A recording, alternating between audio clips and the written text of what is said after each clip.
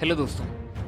इस दुनिया में टाइम टू टाइम कुछ लेजेंड्स आते रहते हैं जो हमें लाइफ टाइम इंस्पायर करके चले जाते हैं। इनमें से एक नाम है doctor APJ Abdul Kalam sir. जी हाँ, शायद ही कोई भारतीय होगा जो इनका नाम सम्मान से ना लेता होगा। और इसका रीज़न है उनकी सेल्फनेसलेस और वो सारी वैल्यूज़ जो उन्होंने अपनी लाइफ में अडॉप्ट की और इम्प्लीमेंट भी की। आज हम कुछ ज़िंदगी की बेहतरीन और कीमती बातें सीखेंगे इस टॉपिक से और उनकी लाइफ के ज़रिए। Doctor APJ Abdul Kalam sir एक मिसाइल मैन थे और 2002 से लेकर 2007 तक इंडिया के प्रेसिडेंट भी रह चुके हैं। उन्हें जनता का प्रेसिडेंट भी कहा जाता था।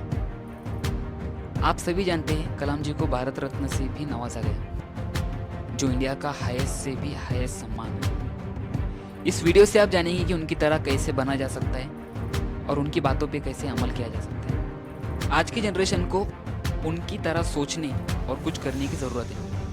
कलाम जी को लगता था कि इंडिया की सच्ची खुशी और गौरव उसके बच्चों में है।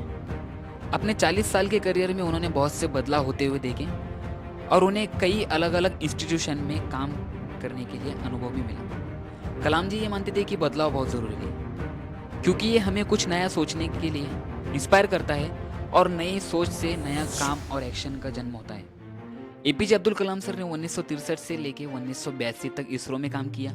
1980 में उन्होंने भारत का पहला सैटेलाइट लॉन्च किया, भारत का पहला सैटेलाइट व्हीकल लॉन्च किया और रोहिणी सैटेलाइट को बखूबी ऑर्बिट में पहुंचा दिया। कलाम जी ने SLV-3 मिशन की कमान भी संभाली थी। 1982 में उन्होंने DRDO में भी काम किया था। कलाम जी ने कई बार नाकामयाबी का मुंह भी देखा, लेकिन नाकामयाबियों से उन्होंने कुछ ना कुछ सीख कर आगे बढ़ते रहे और उन्होंने कभी भी हिम्मत और पक्के इरादे में कमी नहीं की।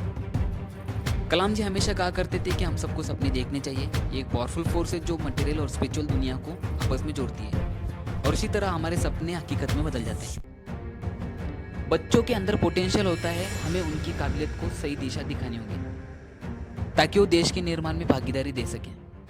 इसी तरह हम अपनी पुरानी गलतियों को ठीक कर सकते हैं और हाथ आए मौक़ों को गंवाने से बच सकते हैं।